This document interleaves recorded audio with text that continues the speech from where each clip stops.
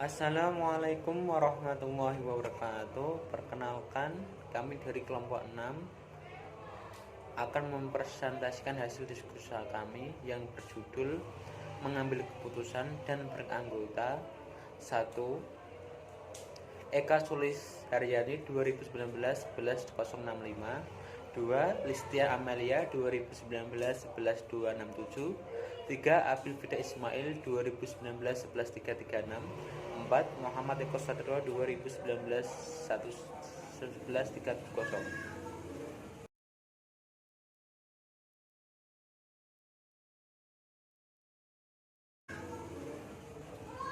Pengambilan keputusan ada beberapa faktor. 1. Proses pengambilan tindakan. 2. Tertentu dalam menghadapi. 3. Masalah atau kesempatan. 4. Kualitas keputusan yang manajer ambil adalah tolak ukur.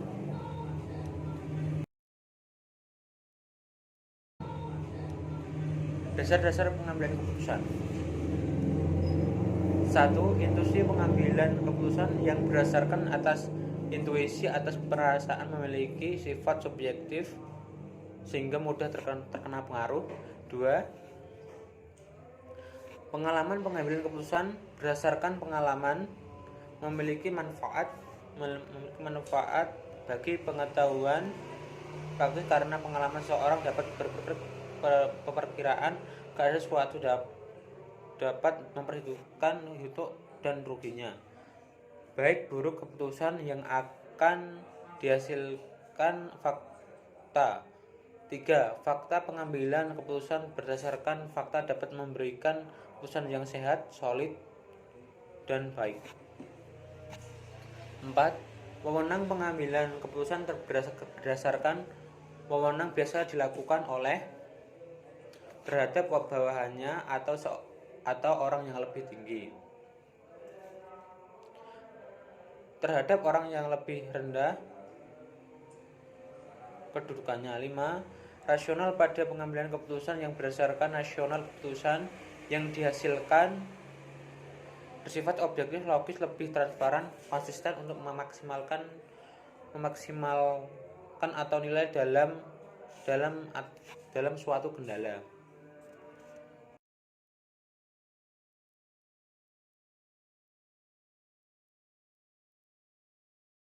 Jenis keputusan itu ada 3.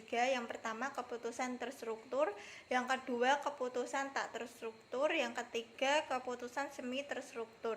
Yang pertama keputusan terstruktur, keputusan yang berkaitan dengan persoalan yang telah diketahui sebelumnya.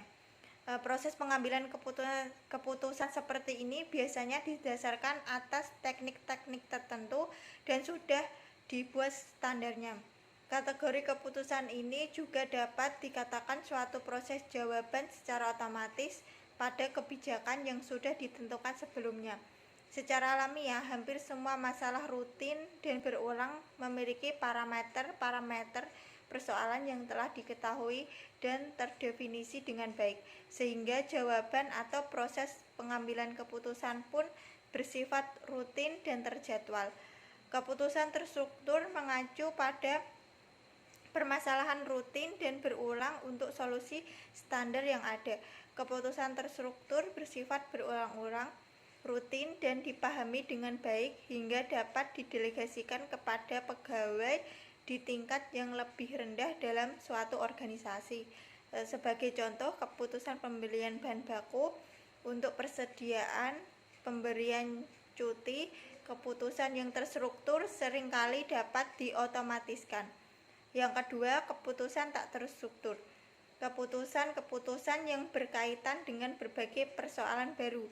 Keputusan tidak terstruktur biasanya juga berkaitan dengan persoalan yang cukup pelik karena banyak parameter yang tidak diketahui atau belum diketahui. Oleh karena itu, untuk mengambil keputusan ini biasanya intuisi serta pengalaman seorang pelaku organisasi akan sangat membantu. Yang ketiga, keputusan semi terstruktur merupakan keputusan yang memiliki dua sifat. Sebagian keputusan ditangani oleh pengambil keputusan dan sebagiannya lagi dapat ditangani oleh komputer. Keputusan semi struktur biasanya diambil oleh manajer tingkat menengah.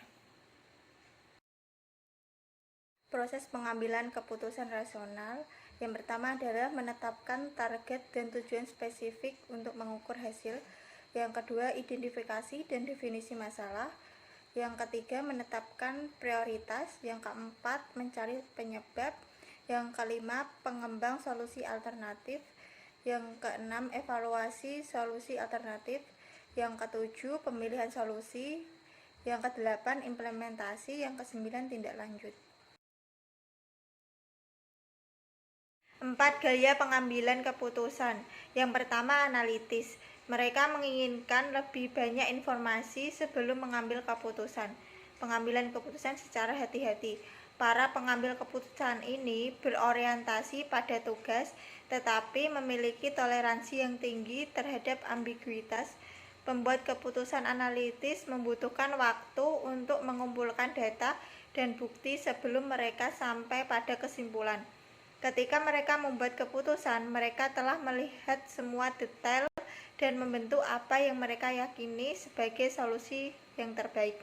Yang kedua, konseptual. Mereka memusatkan perhatian dalam jangka panjang dan sangat baik dalam menemukan pemecahan masalah.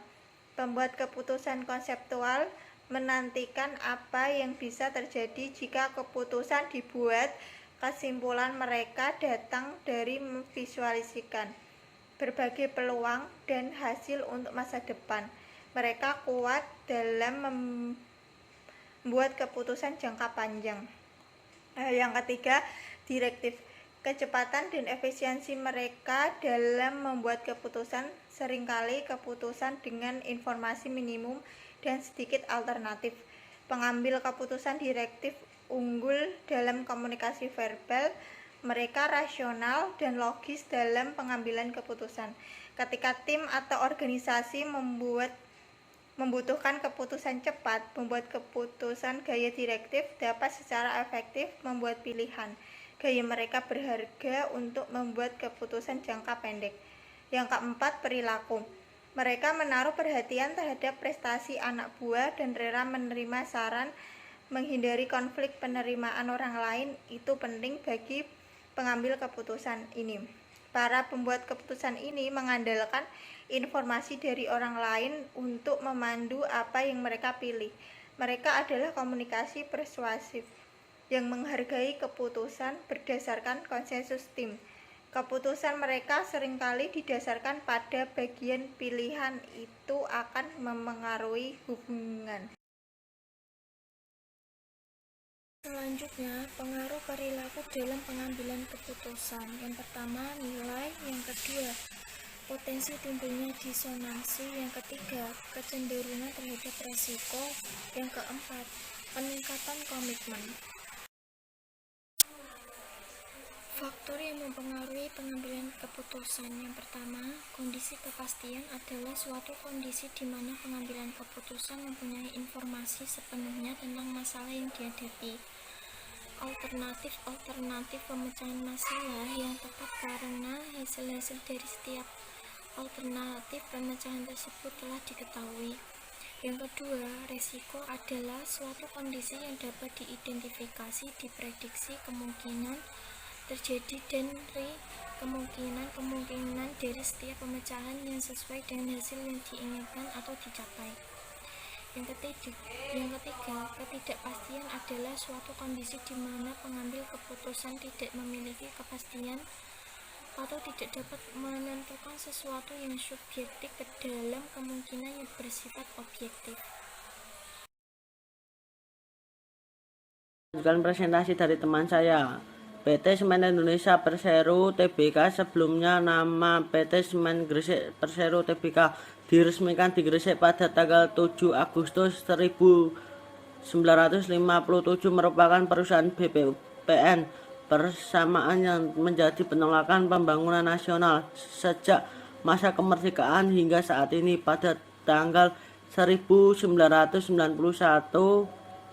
perseorangan mencatat diri sebagai perusahaan BPUPN pertama yang go-play di Bursa Efek Indonesia BEI dengan kode Limited SMGR. PT Semen Indonesia Perseorangan TBK merupakan strategi holding company yang memanjungi anak usaha di bidang produsen semen, non-semen dan jasa di seluruh Indonesia. Sebagai badan usaha memiliki negara BPUM.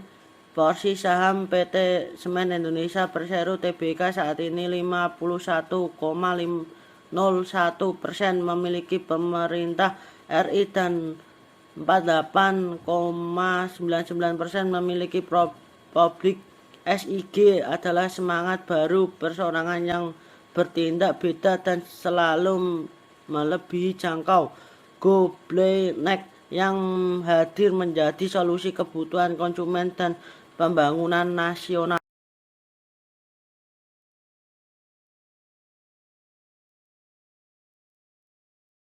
Presentasi dari teman saya. Studi kasus PT Semen Indonesia Tbk meningkatkan beban produksi di tengah penjualan semen masih menantang, menyebabkan pertumbuhan kinerja keuangan PT Semen Indonesia Tbk (SMGR) cenderung lebih lambat dari pemikiran semula. Selain itu, persaingan di industri semen nasional makin ketat. Adapun keputusan Semen Indonesia meningkatkan harga jual semen sering kenaikan beban produksi dihadapkan menjadi katalitas positif menjadi tahun 2021 tanpa peningkatan biaya bahan baku di tengah lambatnya pertumbuhan volume penjualan semen domestik. Kondisi tersebut memicu penurunan pendapatan semen Indonesia. Akan melanjutkan presentasi dari teman saya. Solusi PT Semen Indonesia Tbk. PT Semen Indonesia Tbk berupaya untuk meningkatkan volume penjualan domestik perseorangan, mengembangkan berbagai inovasi produk dan layanan. Perusahaan tersebut berupaya untuk mempertahankan pangkas pasar dan menjaga optimasi utilasi pabrik dalam mencapai efisien biaya. Selain produk semen, perseorangan juga berbagai solusi beton yang telah dikembangkan seperti mini mix yang memungkinkan proyek skala kecil menggunakan proyek ready mix beton jadi sedekat yang memungkinkan selesainya pekerjaan kontraksi jalan yang lebih cepat dan bebas macet, serta yang untuk menyediakan daerah resapan air dan mengurangi resiko banjir. Dari sisi segi perseorangan juga telah memiliki 3 plafon digital, yaitu Sobat Bangunan, Aset Toko, serta SIG Online Store yang memudahkan pelanggan mendapatkan penyelesaian dalam pembelian semen.